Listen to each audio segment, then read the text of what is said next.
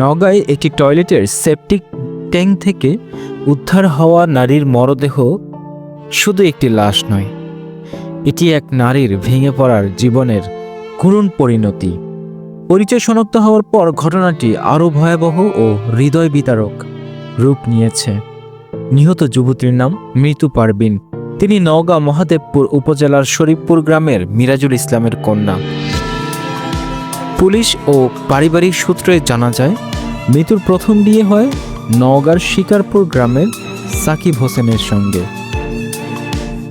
বিয়ের পর স্বামীর কাজের উদ্দেশ্যে সৌদি আরব চলে যান। ওই সংসারে তাদের 7 বছর বয়সী সন্তান রয়েছে, কিন্তু দূরত্ব আর পারিবারিক টানাপোড়েনে সেই সংসার টেকেনি। পরকীয়ার অভিযোগে 2024 সালে তাদের বিচ্ছেদ হয়।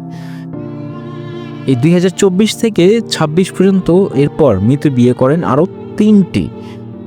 দ্বিতীয়বার বিয়ে করেন শফিপুর গ্রামের শুভ নামের এক যুবককে। সেই সংসার 1 বছরের বেশি স্থায়ী হয়নি। জীবনের আশ্রয় খুঁজতে খুঁজতে মৃত্যু আবারও বিয়ের সিদ্ধান্ত নেন। গত বছর নওগাঁর তিলকপুর গ্রামের রিপন নামের এক যুবকের সঙ্গে তার বিয়ে হয়, কিন্তু সেই স্বামীও 4 মাস আগে ঢাকায় চলে যান, রেখে যান অনিশ্চয়তা আর একাকিত্বে।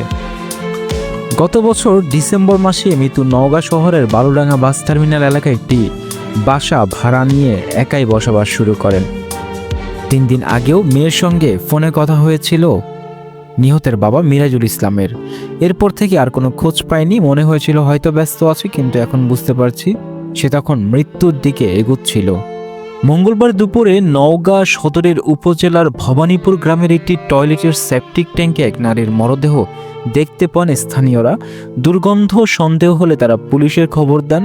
পরে পুলিশ ঘটনাস্থলে পৌঁছে সেপটিক ট্যাঙ্ক থেকে মরদেহ উদ্ধার করে নওগাঁ সদর হাসপাতালের মর্গে পাঠায়।